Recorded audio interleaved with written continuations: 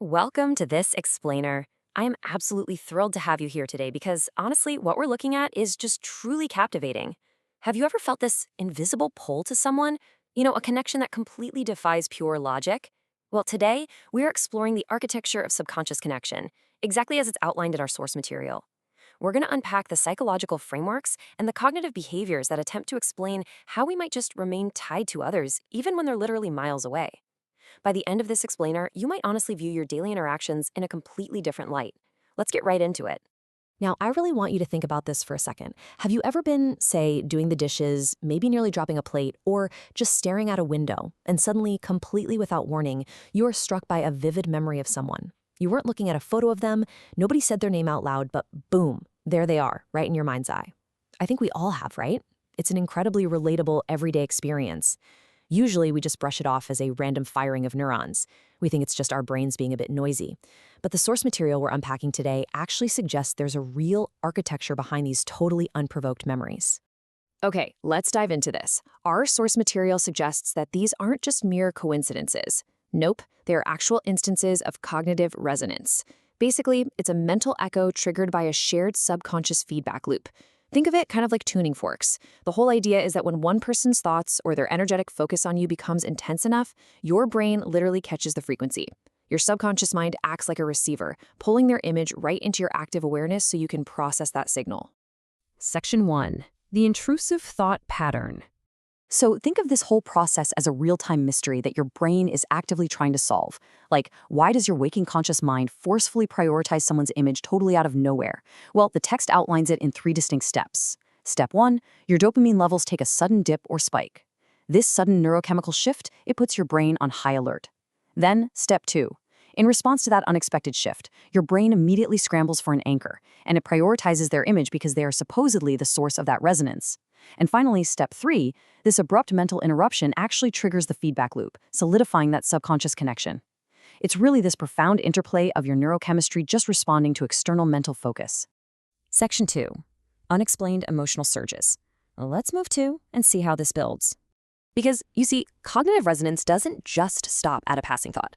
The source material puts it absolutely beautifully. It says, sudden emotional surges often signal that you are occupying a persistent space in someone else's subconscious mind right now. Wow, that is a powerful realization. It suggests that when you experience this intense emotional shift, like say a sudden wave of comfort or an unexpected pang of melancholy, that doesn't logically align with what's going on in your current environment, you might actually be feeling the emotional weight of someone else's intense focus on you. To really anchor our understanding of this invisible bridge, we have to look at emotional contagion. This is the exact terminology for the psychology behind how emotional states transfer and function, even across physical distances. Now, we usually think of emotional contagion happening in like a crowded room, right? You smile, I smile. But the source indicates this phenomenon extends way deeper into the subconscious. When someone else is intensely processing emotions about you, that energy transfers. So that sudden rush of warmth or sadness you feel out of the blue, that is literally emotional contagion at work across the miles. Now, what's really interesting about this slide is how it teaches us to tell the difference between what's ours and what's theirs. It is absolutely crucial to distinguish between your own internal anxiety and these external phantom feelings. See, your own anxiety usually comes with receipts, a looming deadline, a super stressful commute, maybe a forgotten email. Phantom feelings, however, they arrive fully formed. They're uninvited, and they feel oddly detached from your immediate physical reality. Learning to identify this contrast is the key to understanding when someone might be focusing incredibly intensely on you. Section 3. Digital and physical synchronicities. This is where we escalate from the internal emotional state right into the external physical world. Okay, have you ever experienced these micro coincidences? Like you get an overwhelming urge to check your phone mere seconds before a notification from them actually pops up. Or suddenly, their name manifests everywhere you look. Or incredibly specific interests of theirs just start appearing randomly in your daily routine. These micro coincidences, they can pile up so rapidly. But the source argues they are not random. Actually, this is your brain actively looking for behavioral evidence to validate the persistent mental connection it's feeling right beneath the surface. To logically explain why these synchronicities seem to suddenly multiply, the text points to the frequency illusion. This is a very well-documented cognitive bias. Because this person is taking up so much subconscious real estate in your mind through cognitive resonance, your brain's reticular activating system is now totally primed. It's primed to notice their traits, their name, and their associated symbols everywhere in your daily routine. The connection primes the brain, and then the brain finds the evidence. Section 4. Involuntary physical responses. We're going even further down the subconscious escalator here to focus on the physical body itself. The source material details these absolutely fascinating phantom sensations known as sensory echoes. This includes that sort of eerie, undeniable feeling of being watched when you're in a completely empty room, or maybe catching a sudden lingering scent of a specific perfume or cologne when absolutely no one is around. It can even manifest physically as subtle chills down your arms, or an unexplained localized warmth right in your chest. These sensory echoes illustrate precisely what happens when another person's thoughts about you severely intensify. Your nervous system is actually picking up the signal.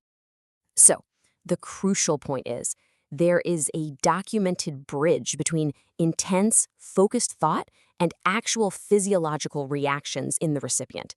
The energy of an intensely focused mind doesn't just disappear into the ether, it translates into a physical reaction on the receiving end.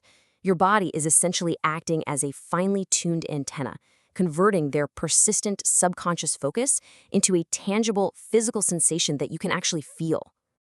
Section 5. The subconscious dream state, the deepest, most uncontrollable realm of the human mind.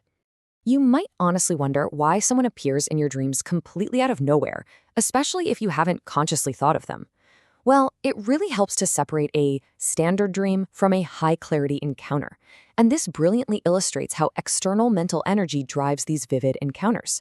A standard dream is often just your brain organizing the day's clutter, right? It's hazy, it's kind of nonsensical. But a high-clarity encounter is driven by that external energy. It feels hyper-real, deeply emotional, and it leaves a serious lingering impact long after you wake up. These encounters happen when the static of your waking, conscious mind is finally turned off, allowing their subconscious resonance to come through loud and clear. As we wrap up this explainer, I want to leave you with a really powerful, lingering question. From the initial intrusive thought and the emotional surges to the physical synchronicities and those vivid dreams, the architecture is clearly there. So the next time you experience that unprovoked memory or that sudden phantom warmth, how will you interpret these final subconscious signals to confirm the depth of the bond you share? Keep paying attention to those invisible connections. Thank you so much for exploring this incredible source material with me today, and I'll catch you next time.